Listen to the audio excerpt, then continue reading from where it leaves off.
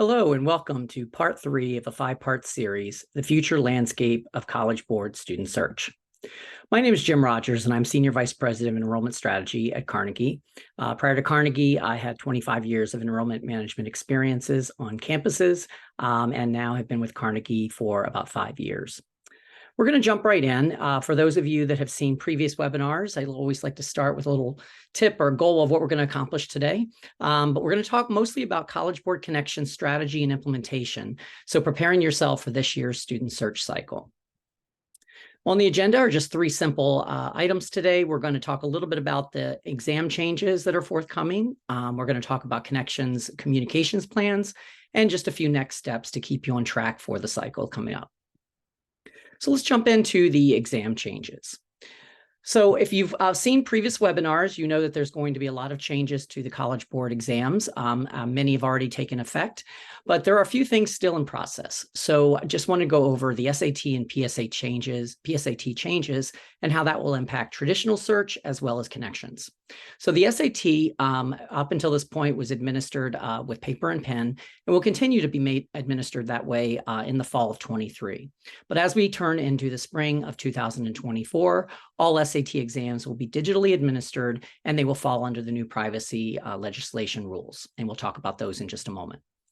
Students are still going to be able to opt in on weekend exams right now. As we have talked about in previous webinars, any in-school exam, whether it be digital or paper and pen, will no longer have the opt-in option for student search. So the PSAT is already completely digital. They are not able to opt into college search on that. And SAT, the weekend exams, will still be able to opt in this fall, but then all of the changes will go into full effect in spring of 24. So the graphic below will kind of demonstrate exactly how this is going to be changing. So traditional search is on the right, Connections on the left. And you can see from traditional search that we have the AP and SAT weekend exams. And again, those throughout the fall will continue to be able to have students opt in as they did before. If they log into their College Board account, create an account, check their scores, if they're on Big Future's website, if they're doing practice exams, anything like that, they're still going to be able to take the opportunity to opt into college search. On Connections, they will be in the new platform that will be rolling out this fall. And with Connections, this will be how the PSAT test takers will opt in. This is how the school day exams will be, and of course, the digital exams for SAT in the spring of 24. And so the main differential between the two are traditional search is where a student was opting into the general database of College Board, and you were able to go out and select which students you'd like to purchase. Whereas Connections will be a little bit different. As we've talked about in previous webinars, Connections is going to allow you, to push communications and messaging to students through the Connections app. And again, as a reminder, the students will know this app as Big Futures, Big Future Schools, and we are going to know it on the administrative side as Connections. So again, the main thing we're going to talk about today is basically when this rolls out, how are you going to utilize it? And also, before I jump into that, I do want to remind everyone of the search volumes and how it's tracking so far. I know there's been a lot of concern about the number of names that will be available for this upcoming cycle and in future cycles. And as you can see from the graphic, as of a couple weeks ago, these were the names that are comparison year to date for College Board. So for the class of 24, you can see there are 178,000 more names in College Board search this year than it was last year at this time. So your 24 class should not be a concern. Those students will not be available to be in Connections this year because the majority have already opted in. So the impact on the 24 class should be very minimal with these changes. Even the 25 class, there's about 87,000 more students in student search right now, as well as the 26, about 70,000 more in that population. So as you can see, the search numbers are holding.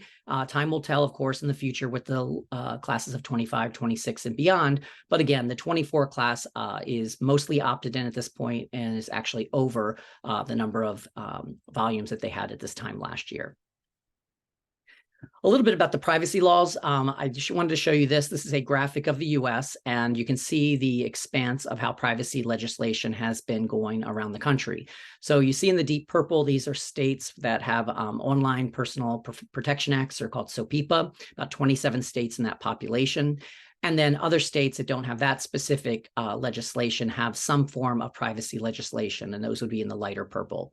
And the ones that are grayed out, which is about 19 states, do not have privacy legislation currently, but doesn't mean they might not in the future. So again, as you can see from this map, it is pretty widespread, and that's why these changes are taking effect based on digital privacy legislation and sharing information, personal information of students.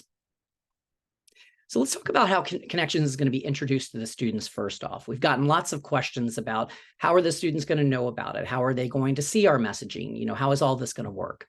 So students will be invited via text to download the app shortly after they sit for any of the College Board exams. So of course they supply their mobile number, and after the exam, they'll be sent a message that says, log in, set up this application on your phone, and you'll be able to go in and download your scores, check out your exam scores. And also you'll be able to actually see information from colleges. So it's kind of a dual purpose. The hook is, of course, to get them to go check their scores, but at the same time, based on the audiences that you select, and if you haven't heard about audiences, check out the previous webinar. But basically the audiences are the students you're going to be able to access and push communications to. They're going to be able to also learn about not only you, but also other colleges, of course. They're going to have information about scholarships, how to pay for college. So it's going to be career guidance and all the things that students need, in addition to finding out about colleges that may be interested in them.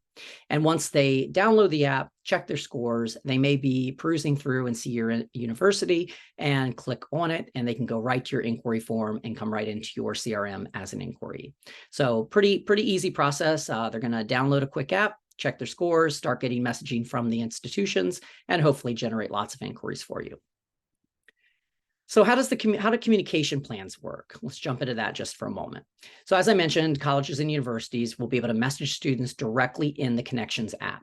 So since the privacy legislation does not allow College Board to simply sell names that have not been opted in, they're not allowed to release this personal information until the student raises their hand. And that's the purpose of Connections.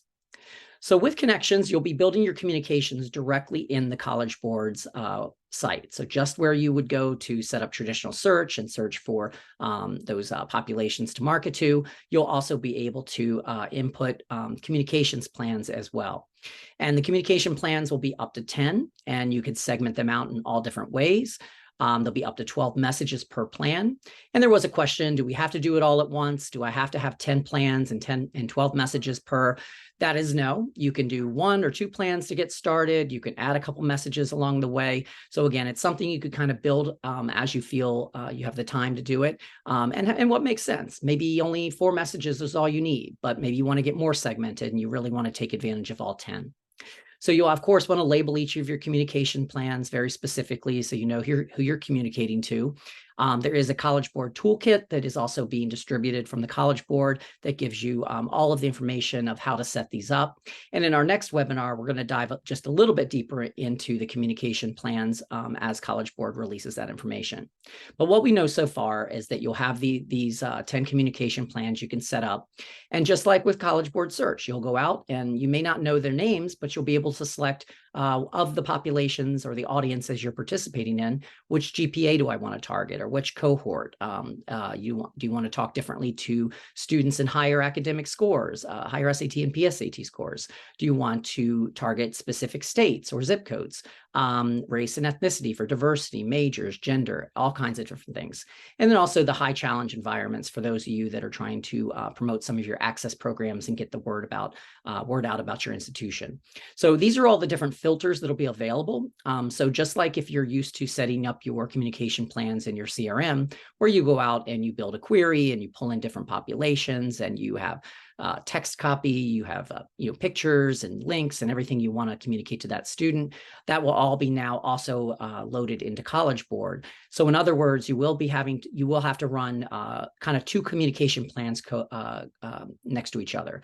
So basically the communication plan that you might have in your CRM is going to go after your traditional search students. You're going to send messages out to those prospects to try to convert them to inquiry or application. And likewise, in College Board, you'll have either the same communication plan for your search prospects, or maybe you create those a little bit differently. And then when they go out through College Board, again, when they receive that information, if they raise their hand by clicking on your inquiry form, going into your CRM, they will go right in as an inquiry, which we highly recommend. And that way they will not get your communication plan that is in search in your CRM. They're going to go right into maybe your app generation campaign or your inquiry campaign. So again, there's a good way to segment those out. One other question too that came up is, will students get multiple messages in College Board? So if you have 10 different communication plans going out and you select different filters, College Board has reassured us that each communication plan will only pull one distinct student into it. So again, you want to be very careful about how you're segmenting those plans out and making sure you're not missing any students, or maybe have a general population campaign at the very end for students that don't fit into one of the more segmented one as well. So again, similar to how you're strategizing about your CRM and how you're developing search campaigns, or if you're working with a vendor like Carnegie or others, it'll be a similar process, but will have to be done within the College Board platform to reach out to these students. And just a quick graphic of what that interface is going to look like. So again, this is going to live right in the College Board site when you go into your search site, like you would if you were going to search for students. You're also going to go in here and see these new options to set up a communication plan. So again, they just titled this My Communication Plan 1. Obviously, you're going to want to label that much more specifically so you know what population you're going after. You're going to set it to different variables. It could be the zip codes you want to go after. Now, I was also informed that there will not be a zip code uploader. So if you want to bring in, hundreds of zip codes, they do have to be manually entered. I would probably recommend going a little more broad and not down to the zip code level if you're trying to generate inquiries. And if you're not purchasing these names, I don't think there's any disadvantage of going a little bit broader than being so segmented down to the zip code level. But if you want to, it is there for your use. And like I mentioned, you'll have filters for GPA and their gender, their sex, their regions, all the different things you might want to bring in to segment that campaign and specifically speak to certain populations of students in a certain way. More to come on that. The next webinar, they are going to be sharing a little bit more about the interface and ways to utilize it. So again, a little plug for my webinar number 4 coming up next month. And once we learn a little bit more, we'll be sharing that with you as well. Okay, so next steps. So real easy. I've shared this several times before in the webinars. So you want to take a look at the subscription models for next year. The window is open now, and you can register for your new subscription plan. That will not go into effect, of course, until September 1 of this year. So most of your search purchases will not be done until then. If you have any volumes left in your search plan of the current cycle, make sure you use that up before August 31st, or that will expire. But once this goes into effect September 1, you'll not only have access to the traditional search records that you see in the second column under Access A through H, but you'll also have connection audiences. And as we spoke about these before, you'll be able to have a certain number of audiences that target a certain cohort of students, certain score bands, and certain geographic regions. And keep in mind, for anyone that was already on a subscription plan this current year, if you renew at the current level of your plan or higher, they will double the audiences for anyone that's renewing their plan this year. If you're brand new and you took that grace period year of 1 year, that option is no longer available. It's only for people that are renewing from the plan that they had last year. So you can see the audiences that are there. And again, I'm not going to go too deep into what an audience is. We did cover that on the last webinar, so feel free to go back and check that out again as a reminder. And you'll see all of the services that are available with each one of these plans. Again, landscape context used to be a optional one. It was a little farther down the list, but is now included on all plans. And again, as a quick reminder, landscape context is to be able to target those students that are high achievers despite challenges that they might have academically, socioeconomically, et cetera. And then you can see all of the other services and the pricing available as well. So you definitely want to, start thinking about these. If you haven't pulled your numbers to see, how many names you bought last year, work with your vendor. If you don't have a vendor and need support, feel free to reach out to us and we could discuss the scope of work. But otherwise, you definitely want to get an idea of approximately how many names you think you might want to use. Now, again, I've been also recommending to many of my clients to not go too high up on the range because, again, not knowing exactly how many names might be available in the future, jumping too high up in a plan, say, for example, you had excess D last year at 100,000 and maybe you used 120. Well, I wouldn't recommend going to 200,000 in this very first year. You could always stack other plans beneath that to get to the level you want to. So keep that in mind when you're doing your calculations. Find out how many you typically bought, and then think a little bit about the potential shifts in availability next year as well. Now, one good news also is I know there's a lot of fear about the number of names that are going to be available next year, but College Board did report that about 2/3 of the students that typically opt into College Search do not necessarily do it at the exam time. They're doing it through Big Futures, they're doing it through logging into their accounts or setting up their College Board accounts. And again, we're going to have connections as well to generate more of those names for us as well. So again, lots of opportunity in the future and lots of things to think about. Some additional next steps, again, just look forward to the next webinar. There's going to be 2 more after this one. The next one, again, we'll get a little deeper in the communication plans. So I'm sure everyone's going to be interested in that. I just mentioned about reviewing those historical name by volumes to figure out how many audiences and names you might need for next year as well. Again, I reminded everyone last time to make sure your creative team knows there may be some content needs for connections. There could be copy and proofing and authorization of those messaging that needs to be created in September as well. Also preparing your slate team for implementation. So again, just some very quick hits. You want to make sure your CRM has a specific request for information form that's linked directly for connections, because you will want to track all of this as well. And also you want to make sure that they're coming in as inquiries and adjusting your status rules to switch students from prospect to inquiry coming through or any other configuration that might be needed. I did remind you also just a moment ago, the 31st of August is when all names from the current plan needs to be used. So make sure that's being taken care of.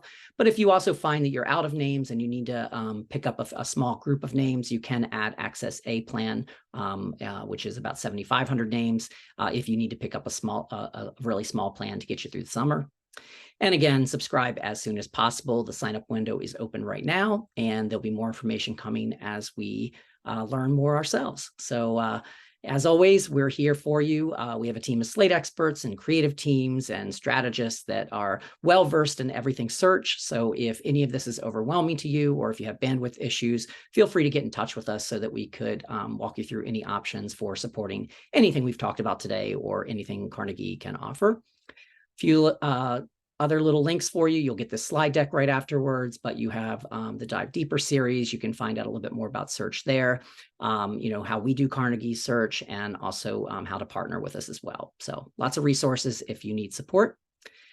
And I just want to thank you once again for this short, brief webinar, but hopefully it gave you some quick tips and some things to think about. And I will be in touch on our next webinar in about a month. So enjoy your summer, and I'll talk to you soon.